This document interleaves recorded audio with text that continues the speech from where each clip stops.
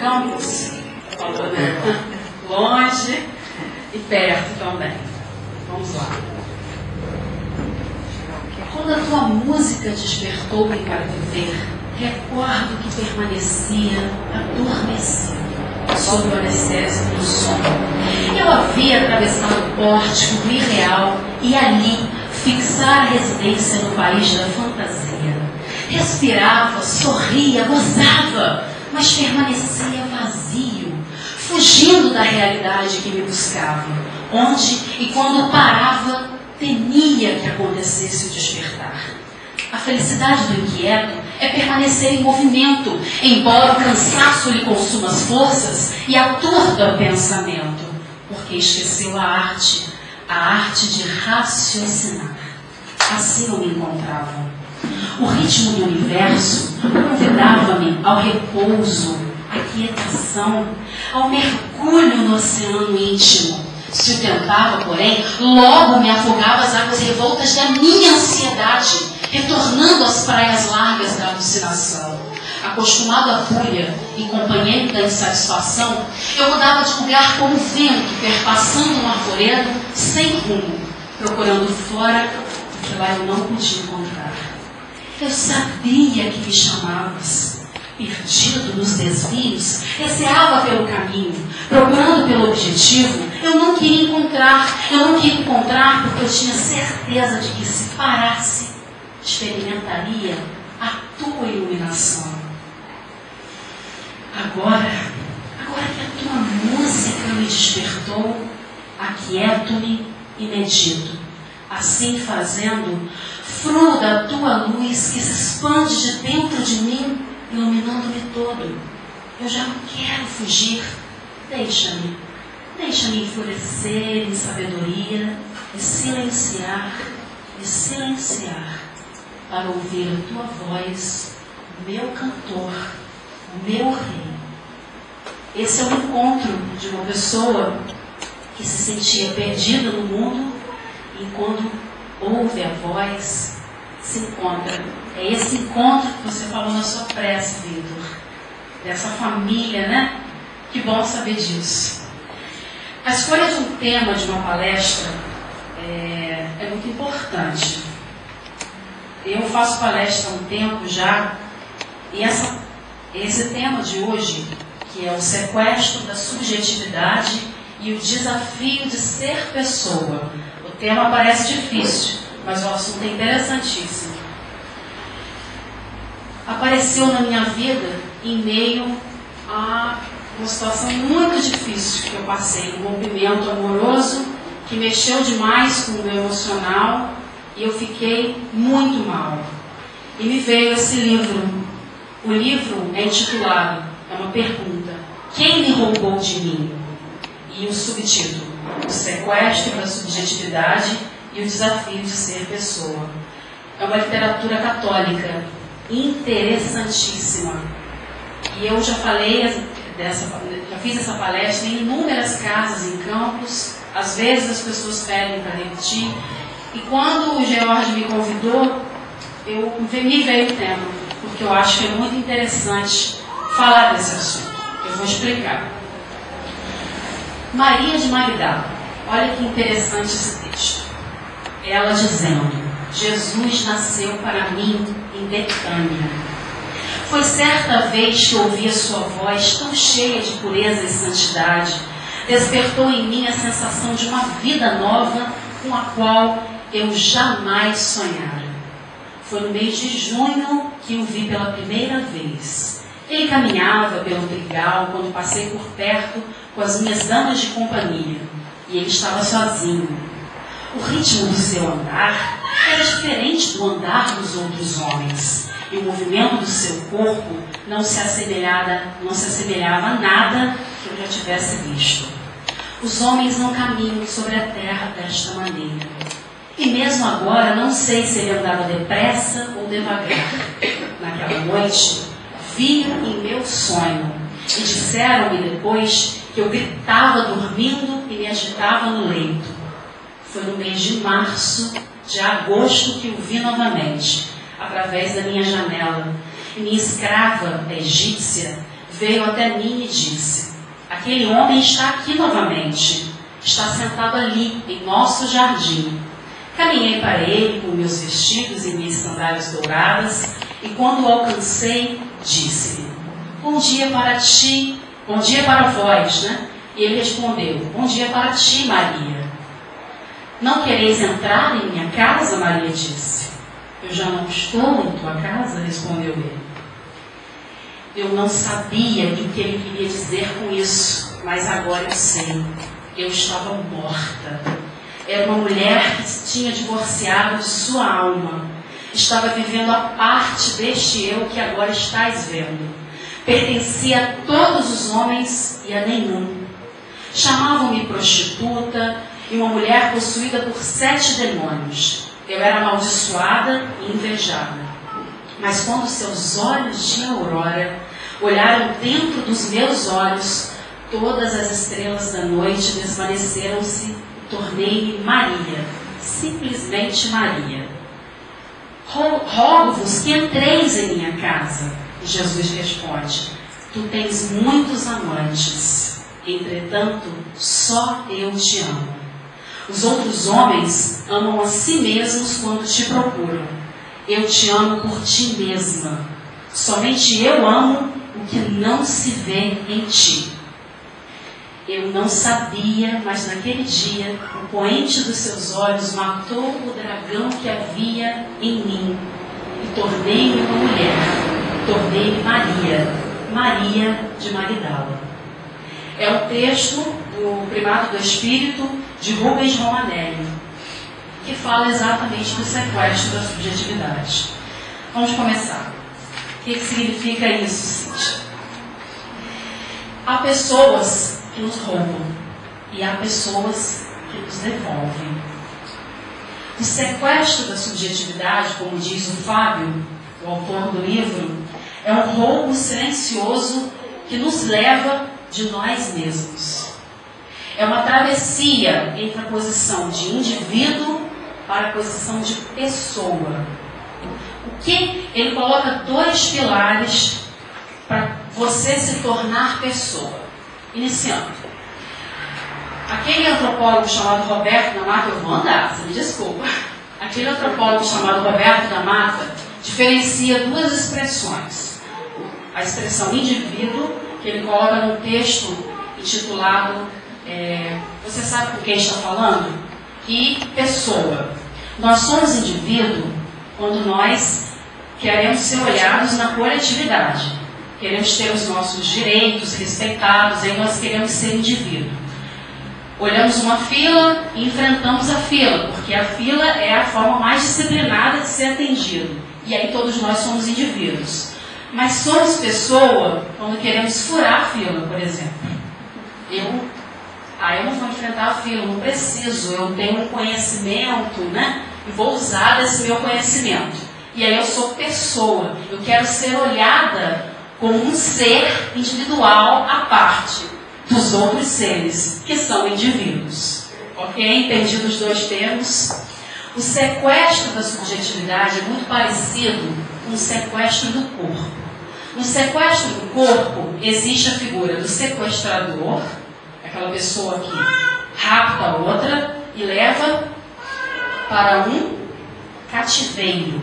No sequestro da subjetividade, existe sim um roubo, mas esse roubo não é material. Eu não pego ela e levo para um cativeiro. O roubo é psicológico, é emocional. Existe sim um cativeiro criado psicologicamente, abstratamente. Não existe, como eu falei, o cativeiro, mas existe um mal que fica. E quais são os pontos em comum entre o sequestro do corpo e o sequestro da subjetividade? A pessoa, ela fica na condição de vítima, porque porque ela foi sequestrada, e o outro na condição de vitimizador, aquele que sequestrou. E também a pessoa deixa de ser proprietária do seu próprio destino, da sua própria vida. Tanto no sequestro do corpo, você fica à mercê dos sequestradores, aguardando o momento que querem te liberar, se vão te libertar, por um resgate, etc., ou não, né? E no sequestro da subjetividade, a coisa acontece de uma outra forma, mas existe também uma escolha, tanto sua como sequestrado, quanto a do outro como seu sequestrador. O que significa a subjetividade? A subjetividade é aquilo que me individualiza, me torna diferente do Vitor, diferente, cadê o George, está por aí, diferente do George, diferente da Silvana, que eu falei mais cedo, me torna diferente de todas essas pessoas. Cada um de nós é uma subjetividade, principalmente na escala de Deus, né? E isso é que nos faz ser diferentes. O sequestro é exatamente da individualidade que nós somos. É esse o roubo que nós sofremos o tempo inteiro e de inúmeras formas. Ok. Existe sim um mal-estar que é psicológico no sequestro da subjetividade. A pessoa, ela não está sofrendo no corpo, ela não está com uma fita adesiva, ela não está amarrada, mas está doendo a alma. E como dói a alma? O ser que sofre, ele fica fragilizado tanto no material quanto no psicológico.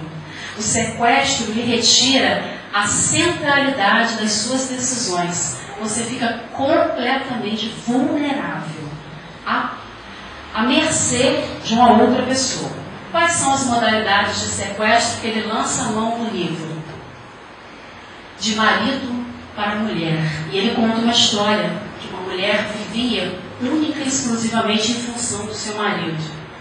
Ela é questionada certa vez sobre se tinha vontade de ir a determinado lugar. Não sei se vocês já viram isso. A pessoa não responde por ela mesma, ela olha para outra para buscar a resposta. Tem algumas pessoas rindo, e é exatamente isso, porque vocês encontraram uma lógica no que eu falei, na verdade, no que o autor do livro falou. Entre namorados, o sequestro, ele começa muitas vezes no relacionamento, no namoro. Outra forma, pais e filhos, de pai para filho. E aí ele conta mais uma outra história de uma moça que ele encontrou num avião, narrou para ele o sonho da vida dela era ser jornalista e era médica, porque os pais a obrigaram a fazer medicina. E aí ela era muito infeliz, ela foi sequestrada na sua subjetividade. De que forma ela exercia essa profissão? Talvez bem, talvez não. De filho para pai, e aí ele conta uma outra história de filhos que simplesmente mandam e desmandam os seus pais, que é uma coisa terrível de se ver. Ou seja, todas as figuras de sequestro são terríveis. Quer ver uma que está aí na sociedade? Traficante para dependente. Isso é um sequestro absurdo. Eu sou tipo agente penitenciário, eu trabalho numa unidade de internação de adolescentes. O adolescente comete o ato infracional aqui na rua, que é um de Macaé, inclusive lá, e aí ele não responde como os maiores de idade, ele tem uma responsabilidade diferenciada no Estatuto da Criança e do Adolescente. Essas pessoas são completamente sequestradas. Sequestradas pelas facções, Comando Vermelho, PCP, Terceiro Comando, etc. Eles não podem se misturar dentro da unidade, dentro dos alojamentos, na hora das refeições, porque eles não convivem com outra facção. Eles são sequestrados pelos seus pais. Eu faço revista íntima nas mulheres, aquela situação, né, humilhante, uma pessoa completamente despida, agachando, e às vezes as mães me falam que estão felizes pelos filhos estarem ali. São narrativas terríveis. Eu acho que eu vou escrever um livro um dia. Né? Trocar os nomes, claro. Eu não guardo o nome, que é muita gente. Isso é sequestro, gente. Os nossos adolescentes estão sequestrados. Os nossos jovens também, pelas drogas. Dirigentes e dirigidos. Também há sequestro. Pessoas que estão à frente de determinados trabalhos, que tomam determinadas posições, têm determinadas posturas, que são completamente ditadoras, não dá para ter conversa. Alguns abaixam a cabeça e ficam seguindo, outros se rebelam. Aqueles que se rebelam fazem a tentativa de não serem sequestrados. Ou também de dirigidos, que tentam tomar a posição dos dirigentes. São inúmeras formas. Então a subjetividade é aquele eu. É tudo aquilo que é pertinente a mim como indivíduo. A subjetividade é a sacralidade. Quando eu entro no terreno de uma outra pessoa, quando eu entro na vida de uma outra pessoa, seja para ter um relacionamento amoroso, seja para ter ou nós, nas escolhas espirituais que a gente faz para a reencarnação, a gente precisa ter a ideia de que o indivíduo vem de uma ideia de sacralidade. A subjetividade é sacral. O que é essa sacralidade? Está lá na Bíblia. Eu gosto muito dos evangelhos. E a Bíblia conta uma história muito interessante, em que Moisés caminhava no deserto.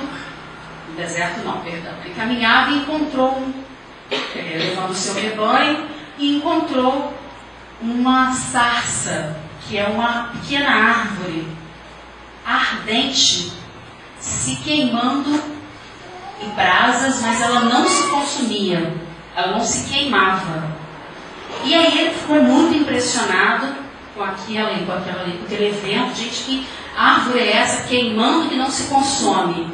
E ele vai se aproximar e Deus diz para ele: Moisés, Moisés, tira as sandálias dos teus pés, porque esse solo que pisas é sagrado.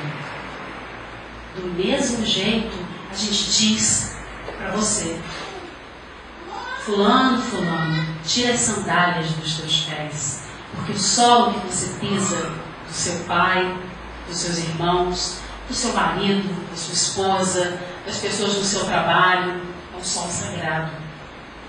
Senão acontece o que o livro está denunciando, o sequestro. Um objeto, ele pode muitas vezes ser repetido, mas um sujeito não é repetido, em nenhum momento. Essa é a ideia interessantíssima da passagem bíblica. Olha para o outro com sacralidade, que o outro vai te olhar, vai te responder com a mesma sacralidade. Vamos lá. Você quer ver uma outra situação? Em Brasília tem muito isso. Eu morei um ano lá e vi. Não sei se vocês conhecem aquele grupo de emos, aquelas pessoas que andam com aqueles cabelos tapando quase todo o rosto, de preto, gostam de ouvir músicas depressivas. Ou seja, elas fazem parte de um grupo, mas será que elas entendem o que significa esse grupo? O Vitor faz parte do Lar Francisco de Assis. Será que Vitor entende qual é a ideia do Lar Francisco de Assis? E será que isso faz bem para ele? Será que ele não está sendo sequestrado? Eis a grande pergunta que as pessoas têm que se fazer nas relações. É muito fácil a gente criar cativeiros que a gente idealiza, dos que nos esmagam, dos que nos desconsideram, dos que pesam, dos que pensam que nos amam. Já viu isso? Pessoas que pensam que amam outras. Eu tinha uma amiga, que tinha um rapaz que era apaixonado por ela. E aí um dia ele virou para ela e falou assim: você gosta de mim, mas você não sabe ainda. Não é? Que horror. Obrigando a pessoa a gostar dele. E ninguém é obrigado a gostar de ninguém para se relacionar amorosamente. Por que nós somos sequestrados? Por que nós somos levados? Como é que isso acontece? Por que isso acontece? Quando nós colocamos metas inalcançáveis. Quando nós queremos ser pessoas perfeitas ou fazer com que as outras pessoas sejam perfeitas.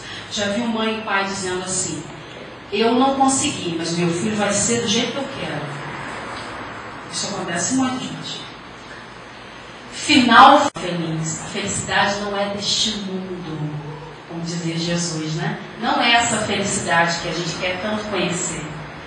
Ou pessoas com metas muito rasas, sem objetivos, também se deixam ser sequestradas, levadas. A coisa acontece muito devagar, gente. É muito sorrateiramente.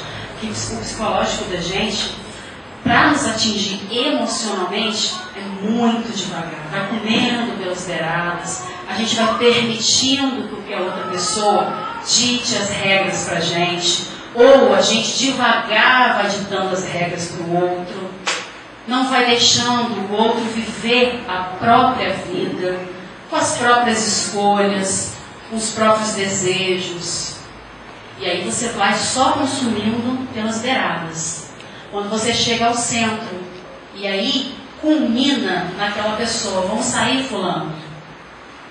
E ele aguarda a resposta do outro, porque está completamente entregue ao outro. Existe um exemplo, a gente faz visitas no Maria Frank a um sanatório lá em Campos chamado Henrique Roxo.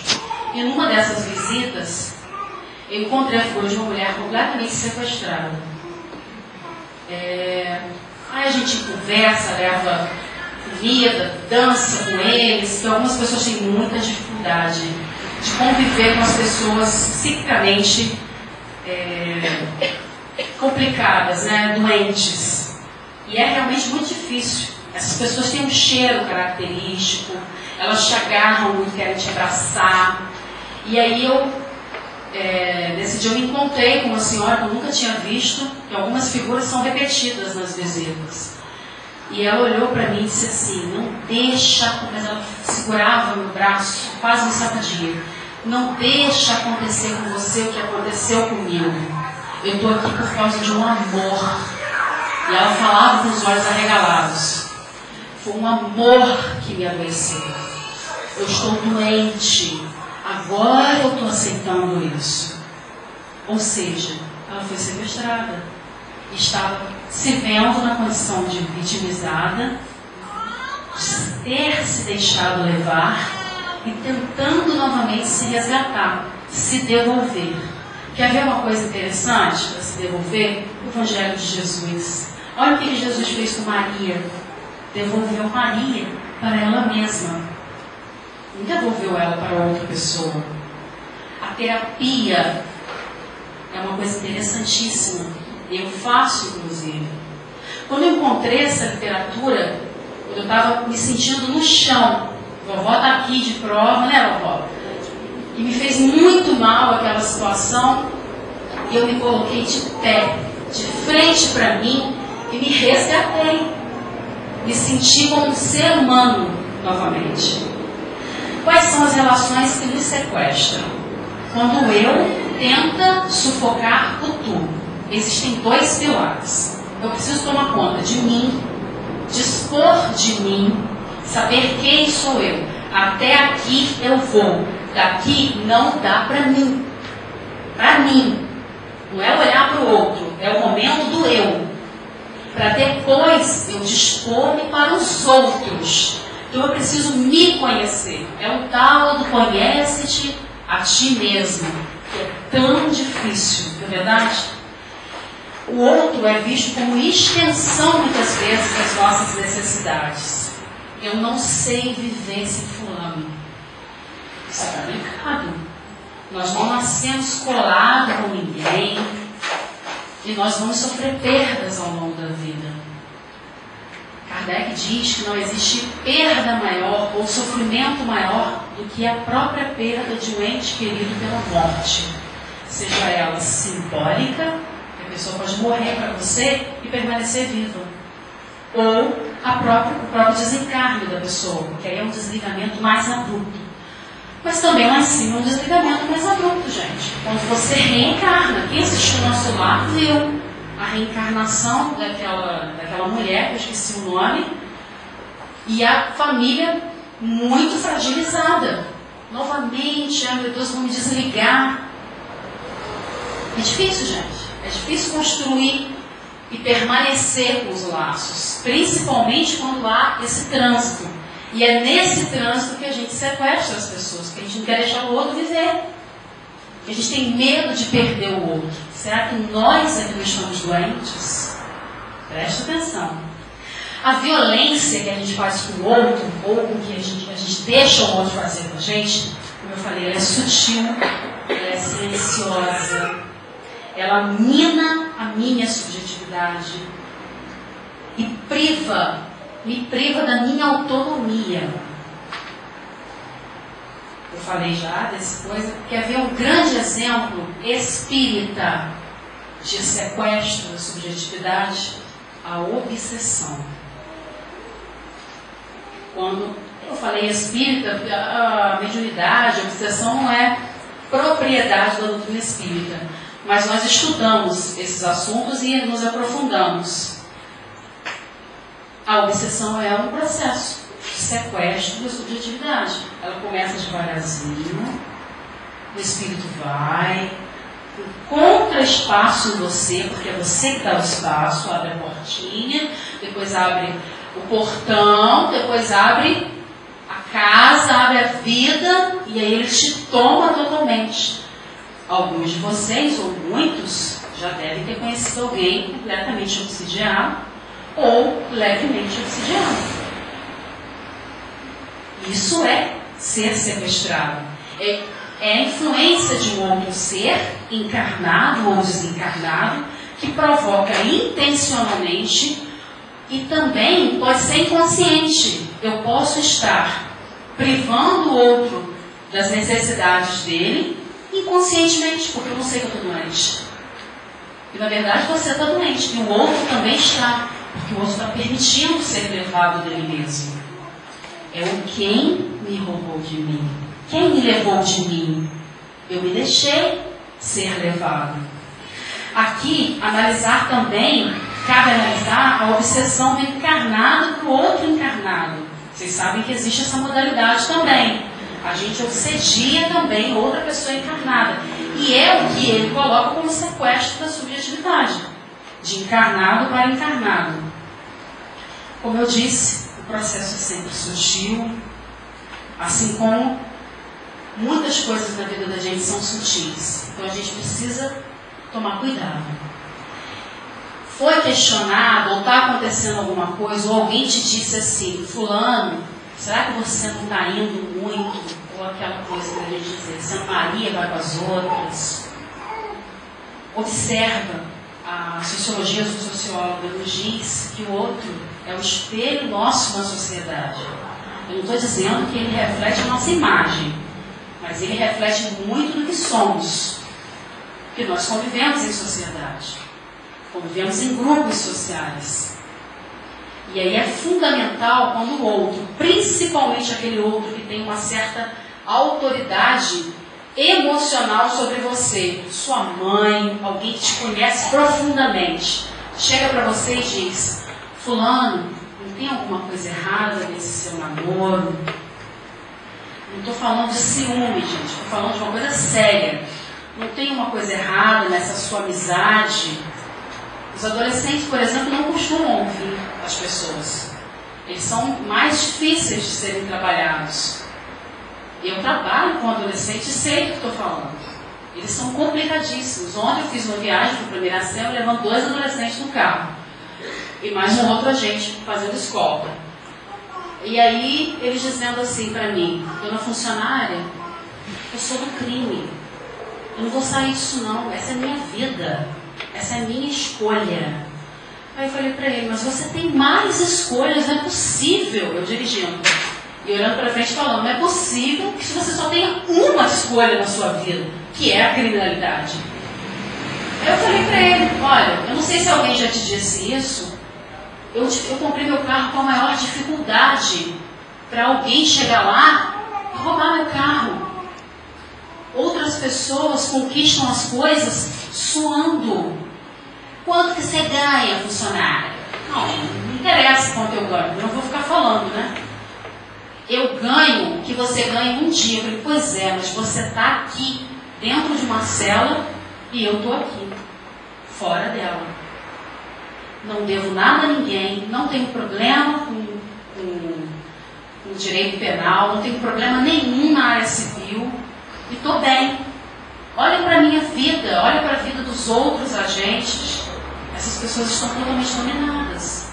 Eles não veem outra saída a não ser o comando vermelho, o terceiro comando, o tráfico e a sexualidade, por exemplo, que é uma coisa que está aí, dominou a sociedade. Nós somos sequestrados também pela pornografia. Já viram? Você abre uma página, se seu computador tiver com algum vírus, vem lá, abre outra página com pornografia. É um inferno isso. É um terror. Aí você tem que toda hora estar fechando o negócio. E formata o computador. É a pornografia que te chama. Tem um filme muito interessante que mostra a história de um casal e que um homem foi deixando de se interessar sexualmente pela mulher por causa da pornografia na internet. Ou seja, esse homem está sendo sequestrado por quem ele talvez não conheça, pela pornografia, pelas outras pessoas. Você dá um simples clique na sua casa, ninguém vai saber, mas você vai saber que é o mais importante. Quer ver uma outra história? O pai entra com o filho pela porta de trás, ele era muito miúdo, já com 5 anos, 6 anos, se não me engano. E aí, passar por baixo da roleta até 5 anos, ou pela frente, até 5 anos. Então ele tinha 6 ou 7. E aí, o trocador fala, não, pode deixar, ele passa por baixo da roleta. Não, mas ele tem 6 anos. Não, mas ninguém vai saber. E aí o pai responde, mas ele vai saber, que é o mais importante. Mesmo que ele seja pequenininho, ele tem algum tipo de consciência. É isso. Jesus nos devolvia para a gente o tempo todo, gente. E ainda nos devolve. Como eu disse no começo, há pessoas que nos sequestram. E há pessoas que nos devolvem. Pois é pelo fruto que se conhece a árvore. Aquilo que temos para oferecer é aquilo que temos em essência. Muda a tua essência. É possível mudá-la. É isso que eu queria falar hoje para vocês. Eu tenho uma música da Maria Elza, que eu vou pedir para o Vitor me acompanhar, que fala mais ou menos sobre isso. A vida, eu não sei onde eu botei, papel, me empresta. Olha que linda essa música. A vida me chamou para ser feliz, para encontrar os sonhos e compreender tristezas. A vida é uma surpresa só. A vida me chamou para ser poeta, fazer do pensamento melodias, passar por noites frias, vencer os dias tensos, mas sem perder o brilho, o viço, a seiva, a cor. Então, eu estou aqui. Eu digo sim à vida e bebo do seu cálice, aceito os desafios, renovo os meus sonhos e a vida me sorri. É exatamente assim. Toma conta de si, toma conta desse território que é seu, que é sacral, que é importante, que é onde Deus visita, os amigos espirituais visitam. Cuidado com as relações que você traça. Se você se percebeu hoje sequestrado ou sequestrador em alguma relação, repense, procure uma ajuda psicológica, procure uma ajuda de um aconselhamento na casa espírita. Tem solução para tudo, gente. Vamos lá?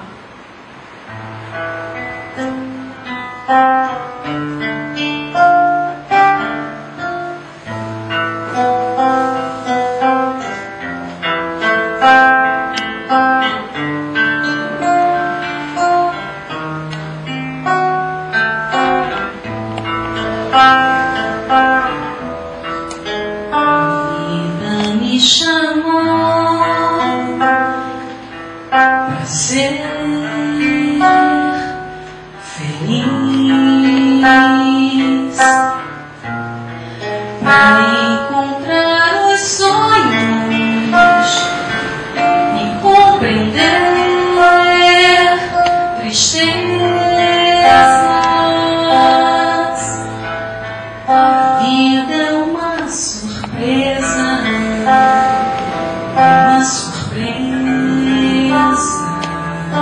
só. A vida me chamou pra ser poeta, fazendo pensamento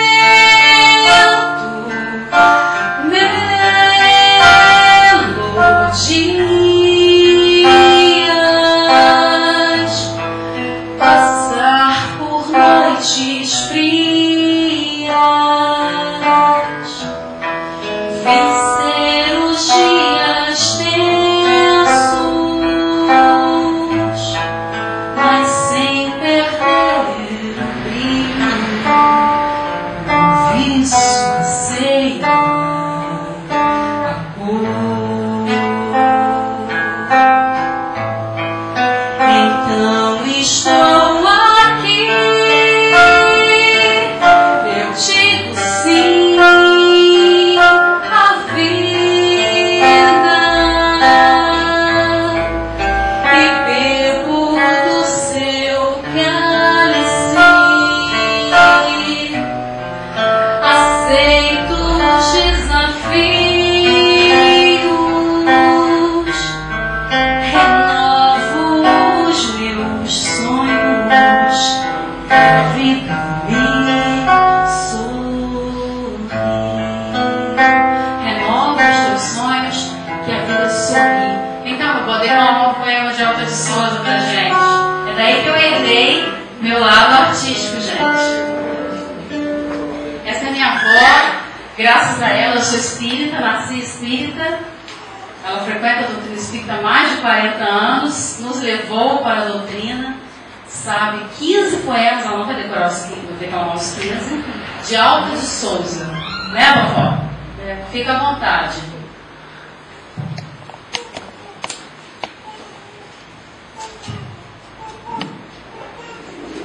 No reino de teu lar, em paz celeste, repara quando a sobra de fartura, o pão dormido que ninguém procura, o trapo humilde que não mais se veste. Tu que gastaste tudo quanto resta, arrebata o melhor da varredura, socorre a aflição, a desertura, que respiram gemendo em noite agreste. Teu gesto, amigo, florirá perfume, bênção, consolo, providência e lume na multidão que segue em desalinho. Quando o mundo te não mais conforte, essa leve migalha além da morte fulgirá como estrelas em teu caminho. É de Alta de Souza, uma poetisa nordestina. E tem um mês antes dela desencarnar, ela estava no leito de dor e ela fez um poema que se intitula A Pomba. Ela morreu tuberculosa. Vocês conhecem Alta de Souza? Nunca te falar, não? Alta de Souza, poetisa nordestina, estudou no Colégio Freira e perdeu os pais dos 4 anos, foi morar numa fazenda com a avó, ela e os irmãos, e ficaram lá muito tempo, né? Ela ficou tuberculosa, a avó andou em lugares altos, mas não teve jeito, porque naquela época a tuberculose não tinha cura. Então eu vou falar aqui um poema que ela fez um mês antes dela desencarnar. Ela estava no leito de dor, se intitula A Pomba. Fugir à mágoa terrena e ao sonho que faz sofrer, deixar o mundo sem pena, será morrer? Fugir deste lazer empim da treva do anoitecer, buscar a aurora sorrindo, será morrer? E é o grito que a dor arranca, o coração faz tremer, voar uma pomba branca, será morrer? Lá vai a pomba voando livre através do espaço, Sacode as asas cantando, quebrei meus laços. Jesus, este voo infindo, há de amparar-me nos braços. Enquanto eu girei sorrindo, quebrei meus laços. Agora tem um poema dela também, que é deixar ela aos 15. É bom. Que é do perdão.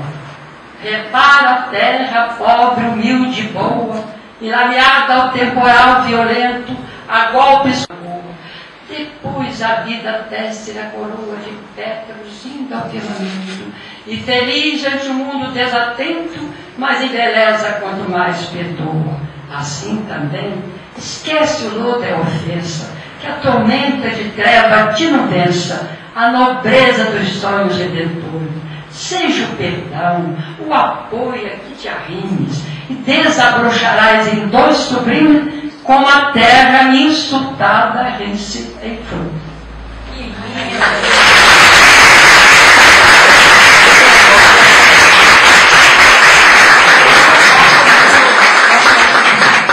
É exatamente isso, gente. Aquele que não se possui vai ter uma dificuldade enorme de não ser respeitado pelos outros. Conhece o terreno baldio? Terreno baldio não tem dono, né? Ou tem, mas não está vigiando, não está ocupando. E a gente joga o quê no terreno baldio? Lixo. É isso que as pessoas podem jogar na gente. Lixo, se a gente não ocupar o nosso terreno. Eu vou pedir para apagar as luzes. Olha só como eu sou peituda. Eu vou fazer uma música que é uma prece. Ela se intitula Ora e Confia.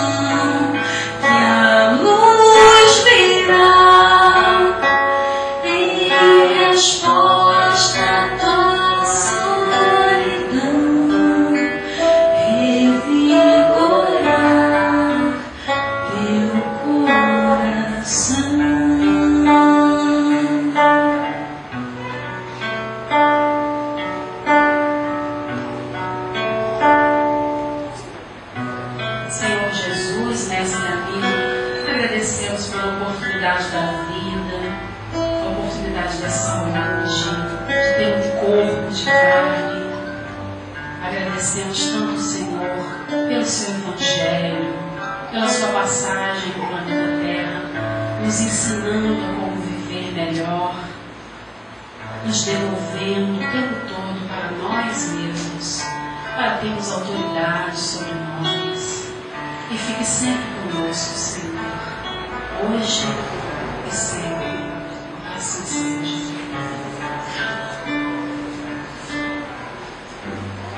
Nesse momento nós teremos